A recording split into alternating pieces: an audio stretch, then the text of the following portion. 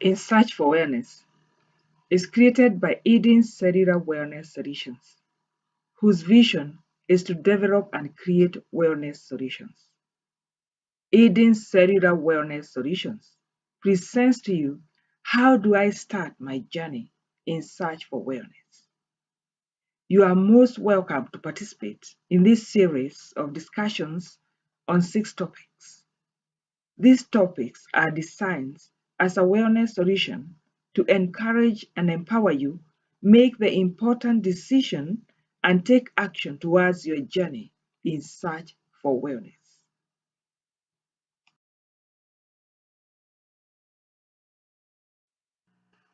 How do I start my journey in search for wellness?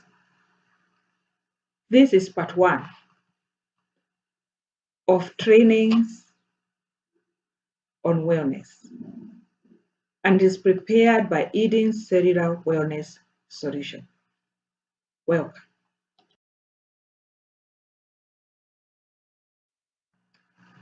In this training, we will be covering a series of topics.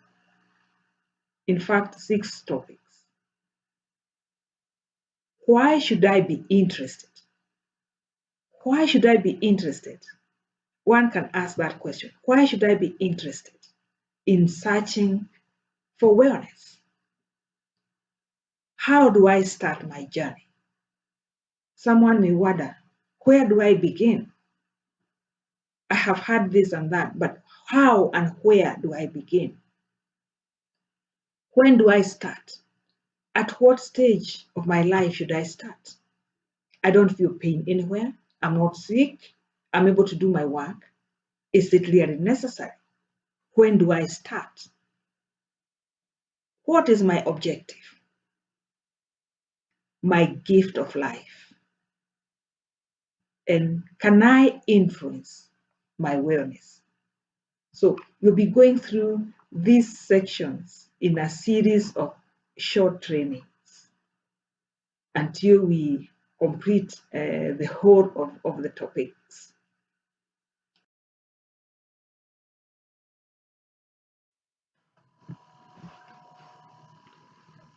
Welcome in this section 6 of the 6th series of the main topic of the training that we are doing right now of how do I start my journey in search for wellness? How do I start my journey in search for wellness? And in these 6 topics that we have been covering, we are looking at ways that would facilitate a person or any person who is interested and asking the question, how do I start my journey in search of wellness? And this section 6 is the last section. We have covered section 1, section 2, section 3, section 4, and section 5. And I would encourage you to ensure that before you cover section 6, that you have covered the other short videos, because they follow each other in series. And the present topic is, can I influence my wellness? Can I influence my wellness?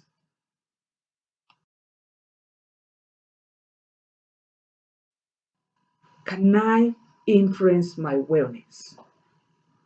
This is a very, very relevant question, because many times individuals, communities are usually in a mindset, a kind of a mindset. There is nothing much they can do unless somebody else does it for them.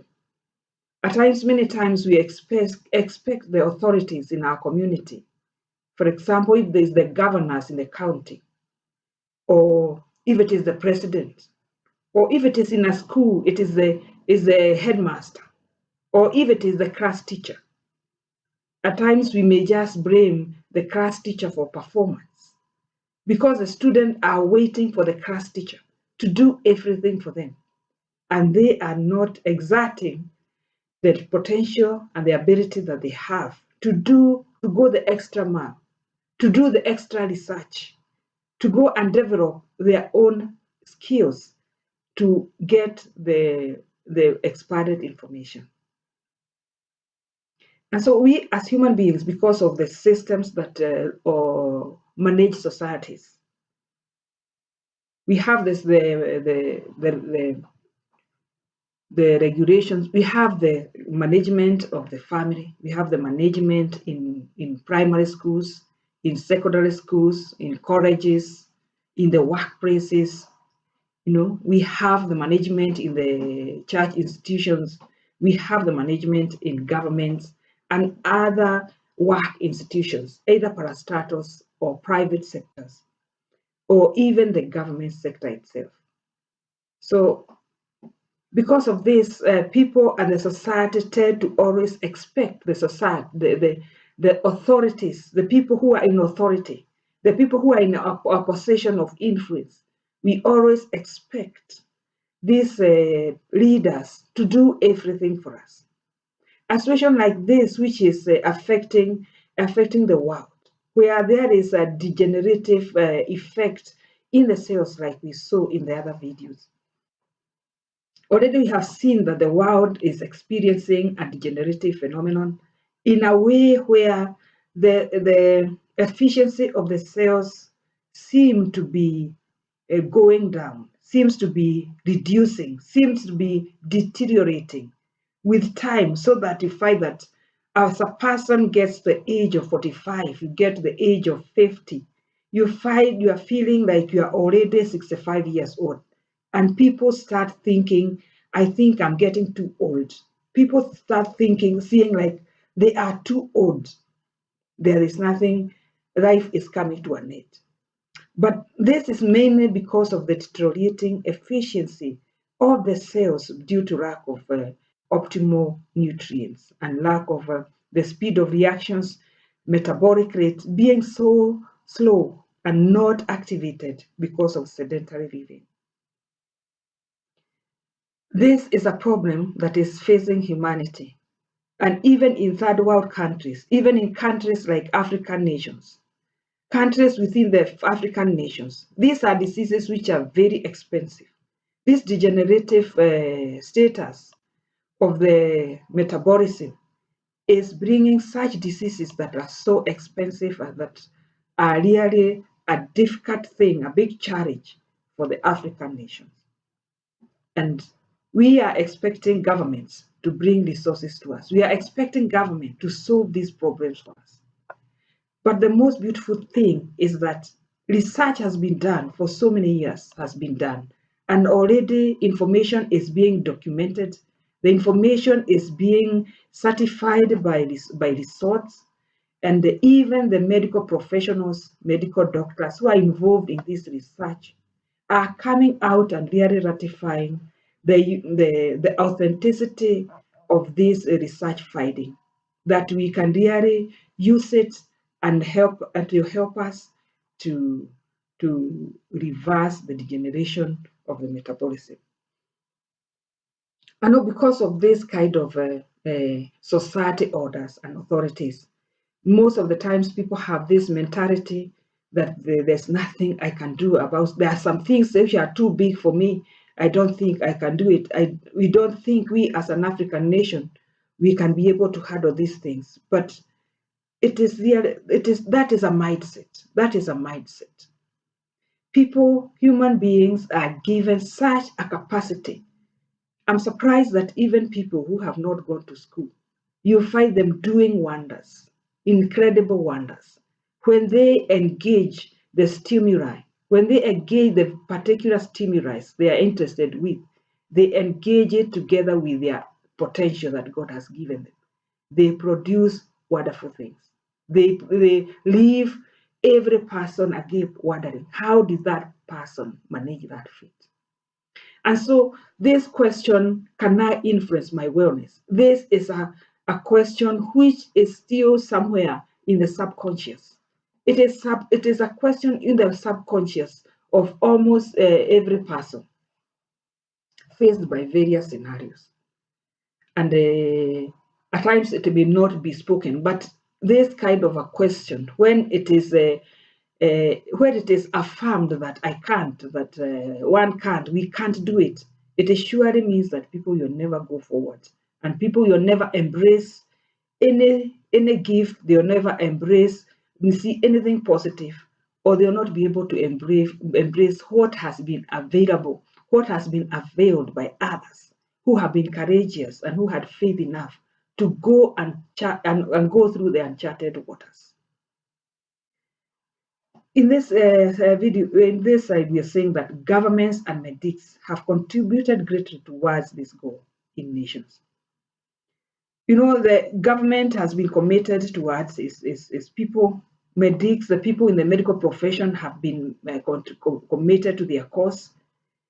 And this one, for me, it came out clearly and so powerfully with the fight for against Ebola 2014. Against Ebola 2014 and 2015 that really almost threatened our brothers and sisters in West Africa. And we saw that as the nations come together and they worked in synergy, as the emergency of the situation was declared, the scientists, the medical scientists, produced a cure in record time, and they were able to contain the outbreak of Ebola. This is such a contribution. So governments and medics have contributed greatly towards sustaining wellness, towards this goal of sustaining wellness in nations, and they continue to do it as a commitment. However, we are saying that there has been a shift in critical factors that influence wellness in human life. And wellness is no longer automatic, but deteriorates with time if abused and not nurtured. All sectors of the populations have been affected in various ways. Though our governments and our medical professionals have been committed in this goal for so long and with such dedication, we realize that there are other factors that influence wellness in a human life that have changed greatly. And we can say this, that this change, especially if we ourselves within the African continent, if we address our forefathers, within just the last few generations, I would say the generation of my father, who at this point would be about 120 years or 110 years. But he is already gone to be with the Lord. What we are saying that if we are looking at the African continent and also the development status and the level of the progress in the African societies, we see that within just a few generations back, the generations of our parents, the generation of our grandparents, the generations of our great-grandparents, just within the last 3 generations of our forefathers, those are generations of people who have lived a very long life. They have lived lives with a prolonged longevity. And they are people who did not have correct medical facilities. They did not have medicines all over, and they did not have all this advantage of advanced technology and a lot of information. There are societies and generations who lived in the normal African societies as we know it. But fortunately, even with the conditions that they lived in, they have still outlived their children and their grandchildren and their great-grandchildren. They have outlived their grandchildren. They have outlived their great-grandchildren. Parents are outliving their children. You find that a parent is going to over 100 years of old, and their children are dying at 63 years old, 65 years old, 70 years old, and leaving their parents there. Why is this? This is a very good scenario for us to help us see that there has been a shift in critical factors that influence wellness in the body. And so for us, within the African continent, we must realize that we have embraced new ways of lifestyle. We have embraced new ways of providing nutrients to ourselves. We have embraced new ways of a lifestyle that has affected our wellness in such a drastic way, such that today you find that the difference between a parent who is living up to 95 years old or even to 90 years old and is still looking after their cattle, is still looking after his cattle, after his goats, and you find their children are dying at 60 years old, 65 years old. There is a difference of 35 years. So in our lifestyle today, we who are in modern life with the advantage of technology, the advantage of advancement in medical facilities and knowledge, with advancement of many ways of growing our foods, we realize that we are living our lives short of almost 30 years. Our lives are almost short of 30 years compared to our forefathers who lived in more different circumstances. So what we are saying is there has been a shift in critical factors that influence wellness in human life. And we realize that even with the great contribution with the medical professionals and the government providing a lot of resources and revenue towards protecting human life, we see that there are other factors, beyond the medical professionals' control. There are other factors at times beyond the government. That in which case, when you realize this, then you realize that it is an individual. Then it becomes an individual responsibility. There is a vacuum. There is a vacuum in taking care of the health of the nationals. A vacuum which now needs to be filled by an individual. It needs to be filled within the family. It needs to be filled in the kitchen, in the home, not the medical doctor, and not necessarily the government. So because of this shift in critical factors that influence wellness in life, wellness is no longer automatic. I know that our parents ate the food that they were given by their forefathers, and they continued working in the same way. And because of the way their lifestyle, kind of lifestyle they had, automatically generated for them longevity and vitality. We rarely had people falling sick. I can remember in my young time growing up in the 70s, early 70s, that we hardly had people who are being buried. There were no burials. But now in my village, there are burials every day.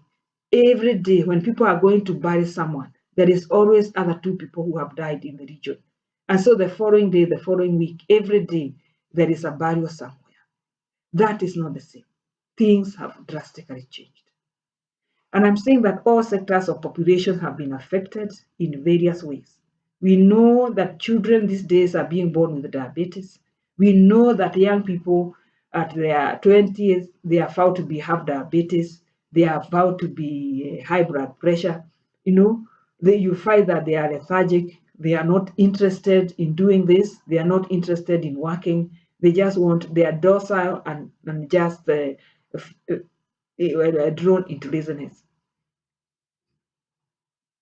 And because of this scenario that we have walked into, even as young nations in Africa and other third world nations, and because of this, individuals may have to realize that wellness, vitality, and longevity is in one's hands. It is in one's hands. It will not be provided by the government, nor the doctor. The doctor will not provide that wellness. Each person as an individual, every leader of a family, parents in a family, it is our responsibility to ensure that we bring up our children, training them about concerning these things. This is a new war, and all of us, the war has been brought into our doorsteps, into our own hands, into our own minds. We have to be engaged so that we may use what God has given us and what He has provided for us. So, can I influence my wellness? From this, you can see that this question, can I influence my wellness? The last point tells us that surely wellness, vitality, and longevity is in one hands, and says, surely you are the one who, every individual is the correct person, placed in the correct way and in the right place to influence one's wellness and the wellness of families.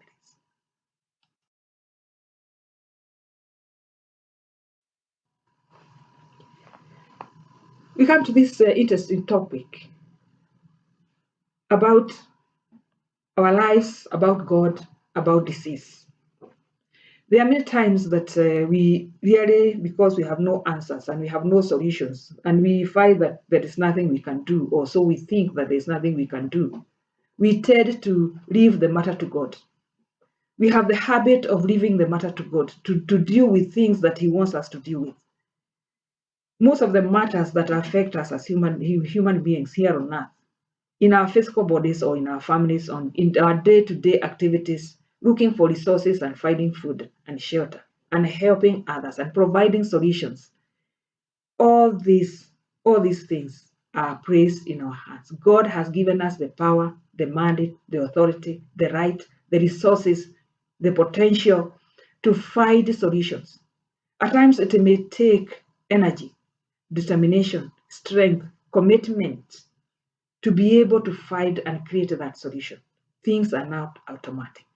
It means that we have to work, just like He told Adam to place in the garden to work, so that he can work out the potential that is in him and work out the resources of his environment to provide anything that he desired, to provide anything that fascinated him, to create the system according to the way God has enabled him. And so what we are saying here, that disease is not God's will. And this has been shown critically because even when God spoke to Adam, the fallout of trouble that has followed man, disease, sickness, the diseases, sicknesses, infirmities, poverty, scattering of resources, unable to use each person an ability to use their potential. This one is a ramification of violation of fundamental supernatural and physical law, which took place in the beginning. And so, in the beginning, even today, disease is not God's will for anyone. And in Luke 5, chapter 5, verse 5, I'm sorry there, I've written there 5:17b. Please cancel that 5 or 5:17. This is Luke 5, verse 17b. It says that, and the power of the Lord was present for him to heal the sick. This Dr. Luke is referring to Jesus Christ when he started his work of teaching and preaching and moving among the communities, interacting with people who had leprosy, who had demon possessed, who had crippled, who are mute. Many people who had various diseases, very sick people. And Jesus interacted with all these people. And the word of God tells us that the power of the Lord was present for him to heal the sick. And we know the testimonies of many who are healed and so many who would come from all regions, and he would heal them. He would heal them all. And even in Luke 6, verse 19 says, and the people all tried to touch him because power was coming from him and healing them all. And people all tried to touch him because power was coming from him and healing them all. You see, Jesus was provided by God with the power to heal the people, to set people free from captivities, the captivity of sin, the captivity of mindsets of hopelessness, even the bondage and the captivity of diseases and sicknesses, to empower them to continue with their lives in a creative and more productive way. And so we are seeing that Jesus fought the enslavement of disease through his supernatural power and authority. And it was his mandate. This was part of his mandate.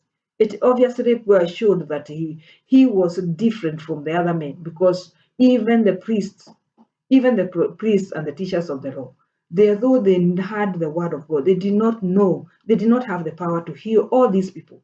But when Jesus came and he healed the people, it showed that he was different from the teachers of the law, and he was different from any other man. And again, it also is telling us that Jesus was ready to heal people. He had the power ready to heal all those who had diseases. And anytime he was asked whether he was willing to heal a person, Jesus would say that he is willing. If he was invited to a home because a person was sick at home, Jesus would willingly go to that home and heal the person who was that sick. So the work of Jesus Christ and the relationship to the sickness in humanity, it shows that it is not the will of God. Disease was not in God's will for humanity. It is a form of captivity, it's a form of oppression, it's a form of imprisonment. And that is why at this point we must always thank God because of our medical professionals. Because of the medical professionals and also our governments who provide the resources and the knowledge and the skills to help us when we are faced with many challenges. When community are faced with deadly diseases, these are the same people who will find them in the front line. We remember that a team of Kenyans really volunteered themselves, and they were lifted up, and they were taken to West Africa to fight the disease of Ebola. So it's very good to appreciate to be appreciative and to thank God and to value some of these things, to value some of the services and the gifts that God has given to us. It tells us that, like we are saying all this, it is an affirmation that disease is not God's will for anyone. And it is therefore our responsibility to fight disease. It is our responsibility to fight disease. Like we look at that other slide, we ask, can I influence my own wellness?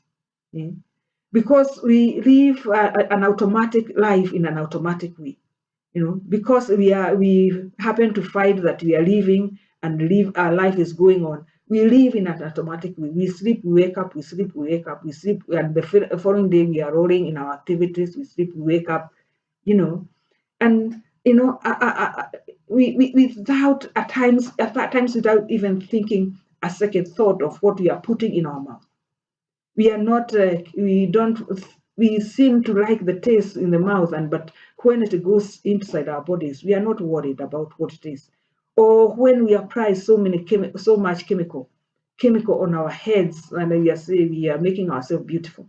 We apply so much chemicals on our heads, but we don't know that most of those chemicals are seeping into the hair follicles. They are seeping into the cells that make the hair, and you find they damage those cells, and some people lose their hair. And some people, you find so many ladies at this we fight without hair, because the hair follicles have been poisoned by some of these chemicals. So there's many things that we do without thinking twice about what we are doing, or without worrying very much or taking responsibility at the harm that these things are bringing into our bodies. But when we look at all these things, we realize that we have a responsibility to fight disease. Life is precious. We have seen that life is precious. Life is very, very precious. It's a gift from God. And God really treasures the life that He has given to every person. And He actually sent His Son to really do something good, to set people free from various oppressions, and even to heal them from their diseases. And if there is something that one can do for one's own life, for one's own life and family members, and even another person close to you, it is one's responsibility to ensure that you do it. And that is the only way that we can fight this destructive force of the diseases of metabolic degeneration that is affecting our society, a very, very young society. Our African nation is only over 50 years old in independence, where we know that the first world nations like the Like the United States, we know that that nation is over 300 years in independence. You can compare that difference, that our nation and other African nations are being destroyed by these ravaging diseases at a very early age, and we have not found a solution. We have not developed a solution, and our families and our children are going to be faced by the same problem in a scenario where we have not found a solution. But the solutions have been found. Our wonderful and esteemed research scientists have provided these these uh, solutions. The knowledge has been provided, it has been authenticated in every country. It is our responsibility to make use of it to fight the threat on our lives, the threat of our communities, the threat of our nations, the threat of our continent, the threat on humanity. So it is therefore our responsibility to fight disease, premature death, through knowledge that has been revealed spiritually and scientifically.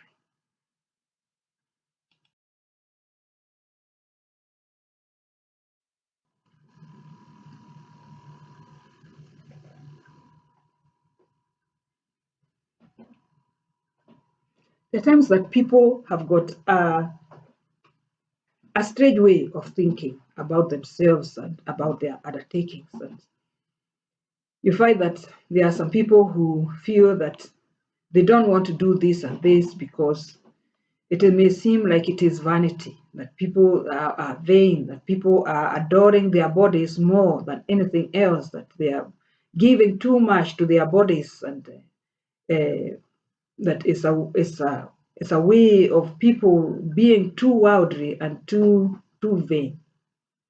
But what am I saying? That searching for wellness, when you engage in this journey, you decide that I want to improve my wellness. When you realize as a person, when I realize as a person, our family realizes that each person has a contribution to make in their own wellness.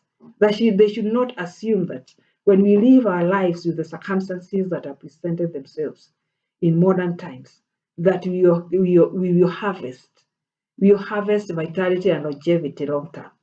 That is a pipe dream. And when we realize that it is not possible that you harvest longevity and vitality, then every person realizes that one has a responsibility. One has a responsibility to do something. Every person may have to reach to a point to feel and to see that I can really do something about it. Because the factors as they are today, we have said, they will not give us longevity, and they will not give us wellness. Because wellness will not be automatic, it has to be nurtured and it has to be worked for. So when one realizing this matter, that you really have to do something. Every family has to do something for its members. Every parent has to do something concerning this matter. And every individual, even when you're out there during the day, when you're looking for something to eat, if you are deciding to eat to use 200 shillings for your meal, you will decide what is useful towards your wellness. You see. So when you start even thinking, for example, I need to go for lunch, I need to have a bite. What should I go and eat? Should I go and eat chips? Should I go and eat chicken dripping in oil? Or should I go and take a fruit salad? Or should I go and take this and that? Or, when you start having that kind of thinking and weighing the options that you have, it means that you are already conscious about your role. And you only have to start studying for yourself. Start studying for your own self. And so when you realize that, it means that you are studying in the front line. When you are searching for wellness, is studying in the front line for the safety of one's life, for a family member, and also for the society. There is nothing about being vain. There's nothing about being selfishness. It's about value. How much do you treasure the gift? This is a gift. And I would say maybe at times God may look at us and really wonder, because we are very indifferent. We are very indifferent on things which are of value. Maybe at times we have been too poor for too long, so we don't know even how to value precious things. And so it is a wonderful thing to be able to value your own life. When you value your life, you value the life of your children, you value the life of your relatives, you value the life of your colleagues, you value the life of your neighbor, and you value the life of members of the society. So searching for wellness is starting in the front line for the safety of one's life, family, and society. And engaging in this modern battle against life, we sure are faced by a modern battle against life. This is a quiet battle. It's not like the battle that our armies go and fight in the nations, or when we have an attack from an outside nation. Our armies and the defense forces take their armory and they go and fight for us. This is a different kind of scenario and different kind of battle, which is very destructive because it is taking place inside ourselves, inside our bodies without our knowing. And it is taking too long. You will only know that it has set in your system after it has been in your body for about 14 years, about 15 years. If it is something like diabetes, is when things are falling apart, when your system can no longer remove the sugar from your body. That is a scenario. Either you are put on insulin daily, or you are put on drugs for sugar. And also sugar disease, diabetes is a bad disease because it can destroy almost every other system. You see? So these are things that are happening quietly and silently without anybody's knowledge. That we said, if you look at yourself in the mirror, you'll never know that something is going wrong within your body until you start feeling thirsty, too thirsty, or feeling funny, and you have to go to the doctor, and the doctor checks and say the diagnosis is like this. So it's a modern battle. It's a modern battle that most of the times we may say it can only be equipped by those who are scientists, by the doctors. It's only the ones who are able to do it, but we have seen every person has a capacity, has an ability to be engaged in it. So that way you will help our medical professionals in this battle against the destruction of life. So engaging in this modern so you're starting in the front line and engaging in this modern battle against life. You'll be doing so by learning the relevant knowledge. You learn the relevant knowledge by developing the correct skills and disciplines.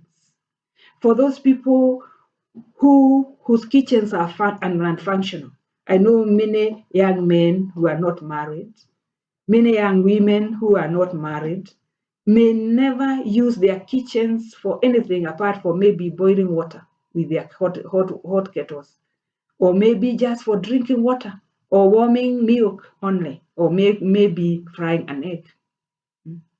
So most of our young people, at times, most of our young people who are not married, living on their own, and they have started working. And then one may work for the next maybe 10 years or 15 years before they get married and find an establishment where food can be done in a family setting. You find that a person may live on chicken and chips, or chips and chicken or chips and sausages. And then when you go home, if you are just at home the whole day, you are maybe taking a bottle of beer or sodas, or just taking pizza. You go to the nearest shopping mall and you get a pizza. Or you come with a bread with eggs and make sandwiches of eggs and eat it with milk. That may be a kind of life diet that someone may live on for almost 10 years. silently, quietly in their own house, without anybody ever knowing how they live or how they eat. Because making sukuma wikis is too much work. Going to the market to get vegetables, cabbage, sukuma wikis, all these items that one needs to prepare a meal is a lot of work. It's a long process. But you see, this is what you are saying, that if one desires to enter into this journey, one, you have to develop correct skills and disciplines. And that is what we say, that one has to slowly adapt into new ways and develop a new culture, be creative, and also develop a liking for these things. If you are going to save one's life, if you are going to save your own life, you really have to adopt these things. And these are relevant and critical things and critical factors that are in disarray in our lives. Yeah? Everybody must, whether it is a young unmarried lady, whether it is a young unmarried man, whether it is young men and women who are married may want to just eat outside all the time, they really may have to think about these things. So we're talking about developing the correct skills and disciplines. So engaging yourself in this battle of modern life is important to learn the relevant knowledge, develop the correct skills and disciplines, and develop the system to enable one's change one's lifestyle. So as you get into this kind of change slowly by slowly, I don't want you to shock yourself by making a radical decision of saying, from now on, I'll be buying, I'll go to the market and I'll be buying and I'll be cooking my food. I don't want you to do that. I want you to sit down and create a plan and start with what you can do. Start with what you can do, and you start with that slowly by slowly by slowly by slowly. When you learn to do one thing well and it becomes a culture in your life, a habit in your life, you will enjoy it, you'll see the fruit of it, you will be encouraged and empowered to move into something else. So I'm not telling you you drop your habit, although it may be a dangerous habit to your metabolism at the same time, so that you are successful, because this is a long journey. This is a long-term journey. It is not an overnight plan. It's not a fortnight plan. It's something that we need to go through in a gradual way. So in this way, when you start making these changes, you'll be slowly developing the system that will enable you to change your lifestyle. And at the end of it, you realize that you have developed a wellness-friendly culture. We realize that most of our things, at times we do many things in ignorance. We throw our bodies on the city and we slog there for so long. We just wake up and go to bed and wake up and in the morning get ready and go in the car. We are seated in the office the whole day and eat a whole bowl of chips, and in the evening we are back in the same place again. We stayed a whole year. That is a wellness and friendly culture.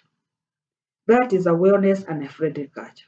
I have been that kind of culture, and I know where it can take somebody's life. I know where it almost took my life, but I thank my God that He came in the right time and helped me and showed me, and we made a change. And so when you interact with this information and you are positive about it and you decide to make these small changes, you will realize at the end of the day, you develop a culture that is wellness friendly, a culture in your life that is wellness friendly.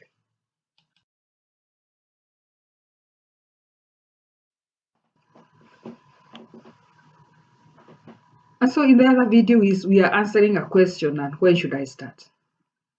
When should I start? And we saw that every person who hears this, who interacts with this message, the time that you get to learn these things, that is the time to start. Because many times you realize, if you are still wondering how do I start my journey in search for wellness, it means that you have challenge of not knowing where to start. But we say that you start from within yourself.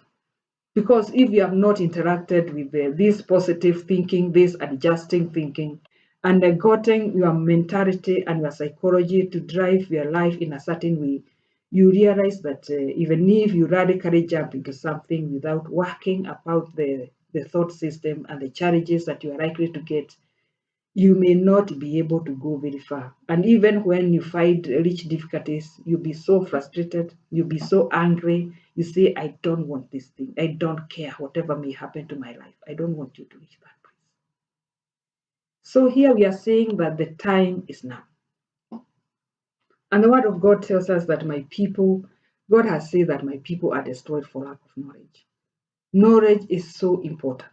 Many times we need knowledge. At times we obviously need money. We need money in our lives and to service our life and everything that is required in our lives and families. We need money to solve these critical issues. But again, we also need knowledge. We need knowledge to advance.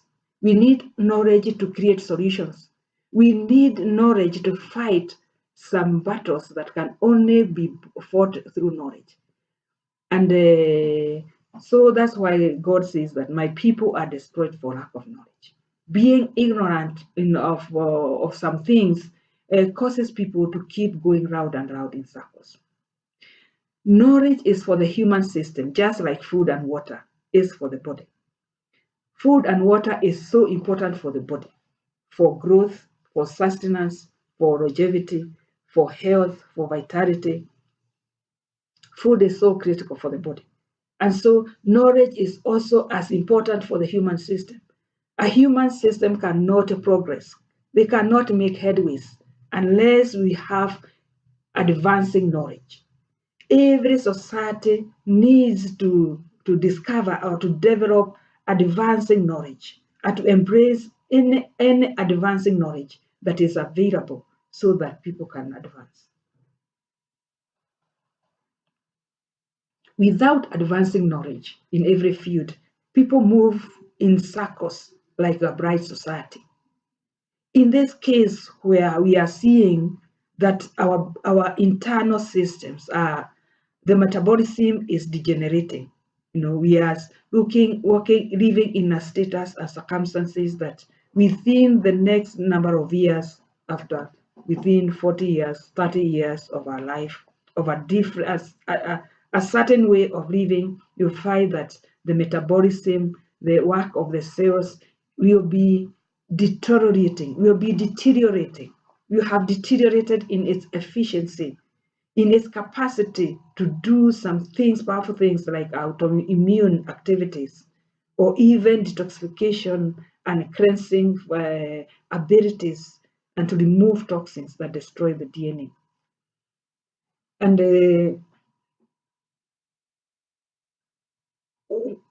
this degenerative phenomenon we see that is happening in the whole world. This degenerative phenomena is manifesting itself with the diseases that we are told these are degenerative diseases of lifestyle, and non-communicable diseases. And our community in a young African nation of only over 50 years of independence is experiencing a high-grade death rate, because of this kind of diseases, And we are saying that if we don't have the knowledge to remove us from this place, if we don't have the advancing knowledge as a society to remove us from this place, it means that we are going to go around in circles. You'll be going around in circles without a bright society, without ever knowing and being able to train our people and to train everybody else and to empower everybody else on what to do so that they can minimize this risk.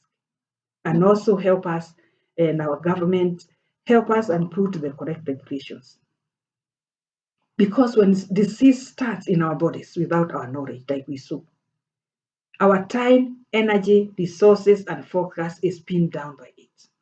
So we cannot wait until, if you are 25 years old, like we said, if you are 25 years old, you cannot wait until you are 45 years old to address your to address your wellness, to address your lifestyle, to address how you are providing resources into yourselves.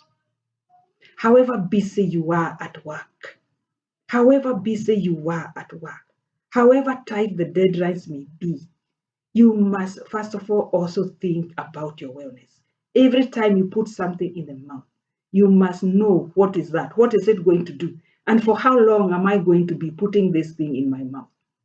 You see? So this is what you are saying. The time is now. The time is now. Don't think about that you think about it in 20 years to come.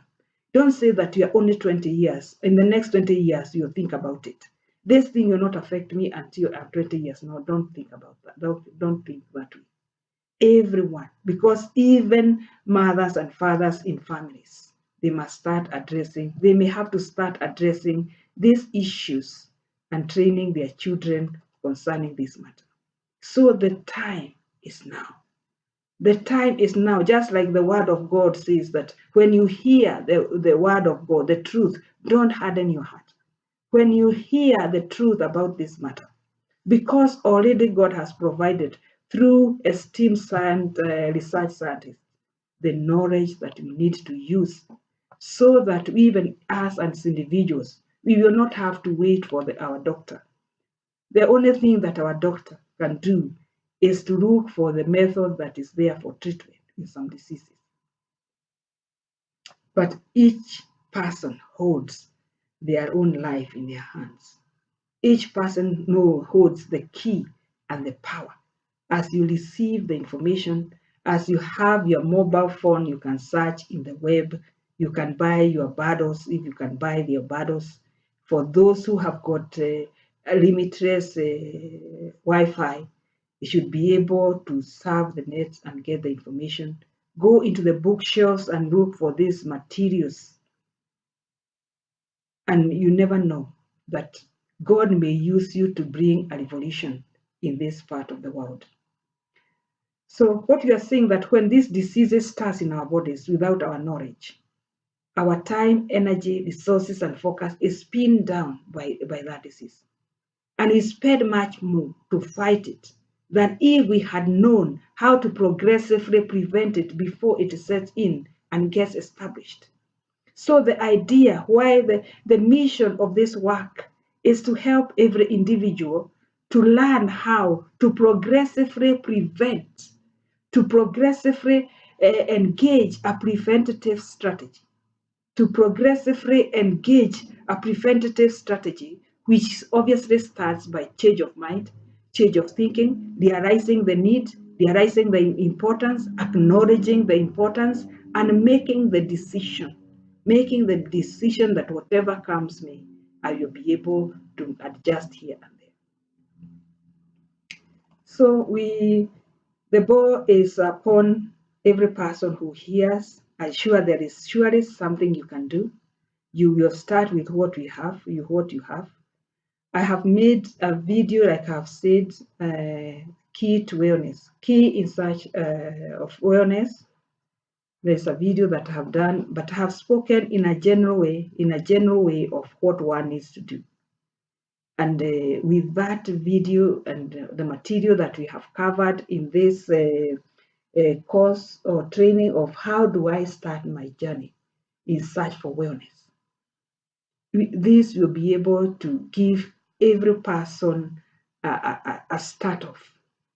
We'll be able to help every person to make the right decisions and to be motivated and empowered to just love yourself, do good to yourself, work towards that which is good for you, which is beneficial, and leave that which is of destruction and that which is of wastage, which will be in the next 15 years, you have destroyed your life completely. Let us become a society who know how to value that is what is valuable, and know what is valuable, nurture it and grow it and build it. And with that, with this topic, we'll come to the end of this series of how do I start my journey in search for wellness.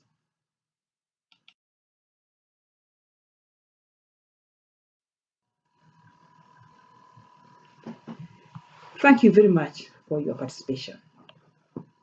I'm very appreciative that you have given this work time, that you have given this work some attention, and I trust that the training has unlocked the gates into your journey in search for wellness. And may God help you in this endeavor. This work is a product of Eden Cellular Wellness Solutions. Goodbye.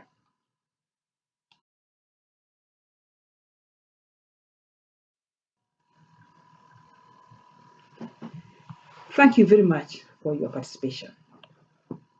I'm very appreciative that you have given this work time, that you have given this work some attention, and I trust that the training has unlocked the gates into your journey in search for wellness. And may God help you in this endeavor. This work is a product of Eden Cellular Wellness Solutions. Goodbye.